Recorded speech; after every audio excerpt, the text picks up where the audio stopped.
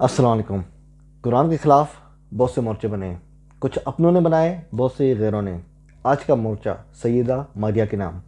دوستو، ہم کافی عرصے سے لوگوں کو آگاہی دے رہے ہیں کہ صحیح بخاری اور صحیح مسلم میں ضعیف روایات بلکہ گستاخانہ روایات ہیں، آپ واپس کتاب اللہ کی طرف لوٹیں، کیونکہ یہ جو وائرس ہے نا روایت پرستی کا، یہ بچپن سے ذہنوں میں ہے، تو اس کو ابھی اتنی جلدی ہٹانا اتنا آسان کام نہیں ہے، لیکن اللہ کا نام لے کے ہم لگے ہوئے ہیں، انشاءاللہ اللہ فتح یاب کرے گا۔ دوستو، آج کی جو نشست ہے اس کے اندر ہم ایک روایت پہ بات کریں گے جو صحیح مسلم میں ہے۔ روایت کا نمبر ہے 7023، آپ کی اسکرین پہ روایت نمبر آ رہا ہے۔ دوستو، اس روایت کے مطابق نبی علیہ السلام نے اپنے بچے یعنی ابراہیم رضی اللہ عنہ، اپنے بچے کی جو ماں ہے، جو نبی کی لونڈی تھی، سیدہ ماریہ رضی اللہ عنہا، ان کے کردار پہ شک کیا، ان کے کریکٹر پہ شک کیا اس روایت کے مطابق۔ اور پھر آپ نے نہ صرف شک کیا بلکہ آپ نے سیدنا علی رضی اللہ عنہ انہیں حکم دیا کہ جاؤ، جس بندے کے ساتھ سیدہ ماریہ کا نام لیا جا رہا تھا نا، آپ نے کہا کہ جاؤ اس کو قتل کر دو۔ حضرت علی جب ادھر گئے تو دیکھا کہ وہ بندہ کسی ایک چھوٹے سے کنویں میں نہا رہا تھا، جس میں پانی کی مقدار تھوڑی کم تھی، ٹھنڈے پانی سے نہا رہا تھا۔ تو آپ نے اس کو ہاتھ پکڑ کے باہر نکالا۔ تو جب حضرت علی نے اس کو باہر نکالا تو دیکھا کہ اس کی شرمگاہ تو ہے ہی نہیں، اس کا جو مردانہ سسٹم ہے وہ تو ہے ہی نہیں۔ پھر آپ نے اس کو قتل نہیں کیا۔ اب دیکھیں یہ کتنی بڑی گستاخی ہے نبی علیہ السلام کے حق میں۔ اس روایت سے ہمیں یہ بتایا جا رہا ہے کہ نبی علیہ السلام بغیر سوچے، بغیر تحقیق کے، کسی کو بھی سنی سنائی بات پہ یقین کر کے کسی کو بھی جان لینے کی کوشش کرتے تھے، آرڈر کر دیتے تھے کہ فلاں کو مار دو۔ یہ تو روایت کے مطابق یہ تو پھر بلا ہو حضرت علی کا۔ آپ مانتے ہیں نا یہ صحیح بخاری اور صحیح مسلم کی ساری حدیثیں صحیح ہے، تو یہ تو صحیح مسلم میں آپ کو تو ماننا پڑے گا روایت صحیح ہے نا۔ یہ تو بلا ہو پھر ان کا حضرت علی کا، انہوں نے دیکھ لیا کہ اس کا تو سسٹم ہی نہیں ہے۔ اگر نہ دیکھتے، 5 منٹ کے لیے سوچیں، آپ کی نظر نہ پڑتی، پھر آپ مار دیتے نا اسے، وہ معصوم بیچارہ ہے نا، اس کی فرشتوں کو بھی خبر نہیں، پتہ نہیں اس کے بارے میں کیا کیا باتیں ہو رہی ہیں، اس کو مار دیا جاتا، تو یہ خون پھر کس کے گلے جاتا تھا؟ اس خون کا ذمہ دار کون ہوتا، مجھے بتائیں۔ یہ وہ روایات ہیں جو میرے پیارے نبی علیہ السلام کے خلاف گڑی جاتی ہیں۔ یہ گڑا ہوا واقعہ ہے، جس نے بھی گڑا یہ واقعہ، اس کی سند دیکھیں آپ۔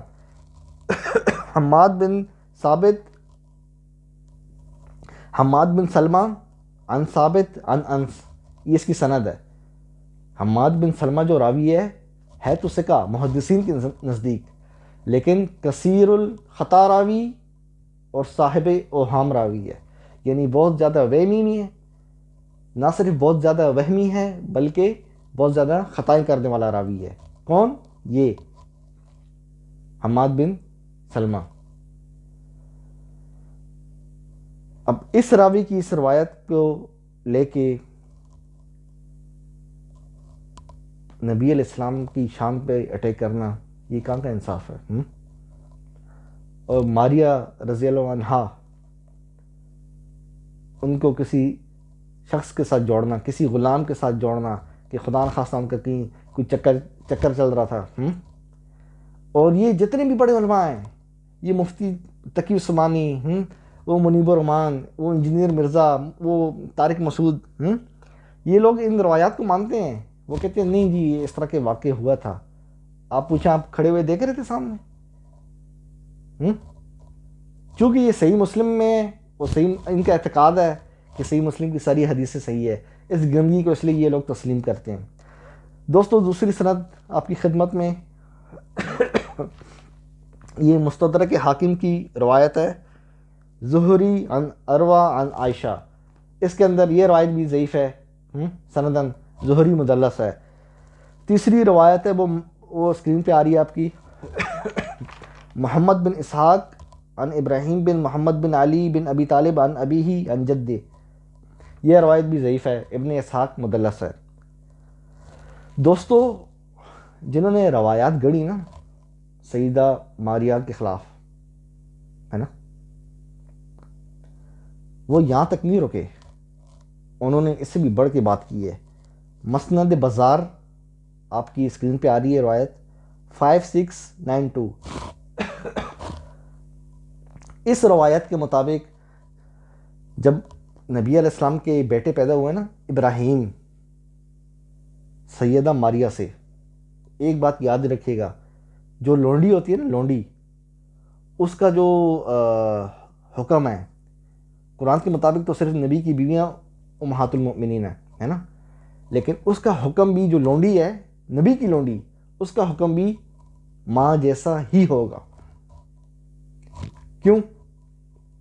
کیونکہ جو امہات المؤمنین ہیں جن کے ساتھ نبی علیہ السلام نے تنہائی کی ہے، جس طرح ایک شوہر اپنی بیوی کے ساتھ خلوت کرتا ہے نا، ہم بستر ہوتا ہے، اکیلے ہوتا ہے کمرے میں، ہے نا، اسی طرح نبی علیہ السلام نے اپنی اس لونڈی کے ساتھ تنہائی کی ہے، خلوت کی ہے، جس طرح بیوی کے ساتھ کرتے ہیں، مطلب بیوی والے معاملات کیے ہیں، تو ان کا سٹیٹس بھی وہی ہوگا۔ تو اللہ نے ان کو ایک بیٹا دیا ابراہیم، نبی کی لونڈی کا نام تھا ماریہ، نبی علیہ السلام کا اس ماریہ سے ایک بیٹا ہوا ابراہیم، وہ بچپن میں ہی فوت ہو گیا، روایت میں 1 سال یا 1.5 سال کی عمر آتی ہے یا 1.25 سال کی آتی ہے۔ تو دوستو مسند بزار کی اس روایت کے مطابق جب ابراہیم پیدا ہوئے نا تو نبی کے دل میں شک آیا،